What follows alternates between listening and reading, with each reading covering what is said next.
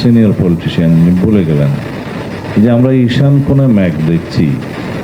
আমি কিন্তু ঈশান কোণে কোনো ম্যাগ দেখতে পাই না, কারণ বাংলাদেশের যে পলিটিক্যাল কালচার এবং আমাদের যে নির্বাচনী হিস্ট্রি, এগুলো যদি আমরা একটু বিশ্লেষণ করি, এখান থেকে আমরা ওভারনাইট বৈপ্লবিক পরিবর্তন আশা করাটাই হচ্ছে আমাদের জন্য অতিরিক্ত আশা করা।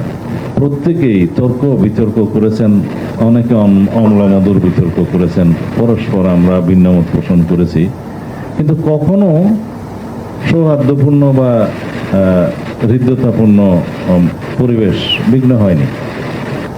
এখনো যারা রাজপথে এবং বিভিন্ন সমাবেশে নির্বাচনকে নিয়ে এবং সংস্কারের বাস্তবায়ন নিয়ে বিভিন্ন রকম বক্তব্য দিয়ে যাচ্ছে, সেটা তাদের ডেমোক্রেটিক রাইট। তারা যদি সেটা তাদের বক্তব্য জনগণের মধ্যে চার করতে পারে, সমর্থন পায়, তাহলে সেটা এস্টাবলিশড হবে।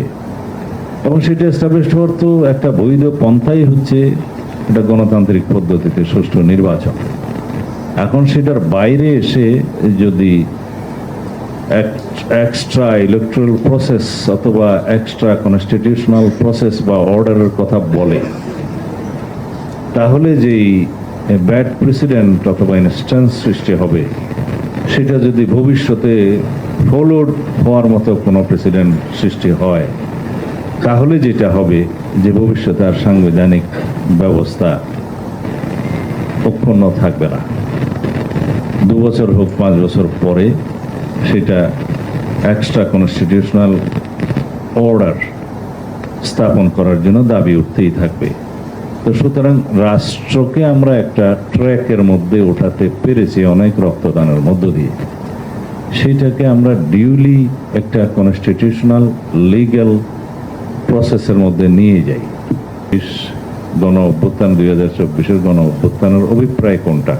সবাই এক বাক্যে স্বীকার করবেন যে বাংলাদেশের জনগণের অধিকার প্রতিষ্ঠাই হচ্ছে আমাদের সেই অভ্যুত্থানের অভিপ্রায়। সেই অধিকারগুলো কি? আমরা সংগ্রাম করেছিলাম ভোটাধিকার প্রয়োগের অধিকারের জন্য। আমরা 16 বছর অবিরাম সংগ্রাম করেছি সুশাসন প্রতিষ্ঠার জন্য।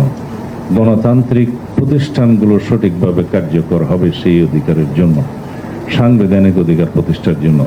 ইন টোটাল সেটা যদি বলতে চাই, তাহলে বলবো যে জনগণের গণতান্ত্রিক অধিকার প্রতিষ্ঠার সংগ্রাম ছিল সেটা। তা এখন সেই অভিপ্রায়টা বাস্তবায়নের জন্য গণতান্ত্রিকভাবে সুষ্ঠু নিরপেক্ষ একটা নির্বাচন অনুষ্ঠানের লক্ষ্যেই আমরা এই সংস্কারগুলোর মধ্যে দিয়ে যাচ্ছি।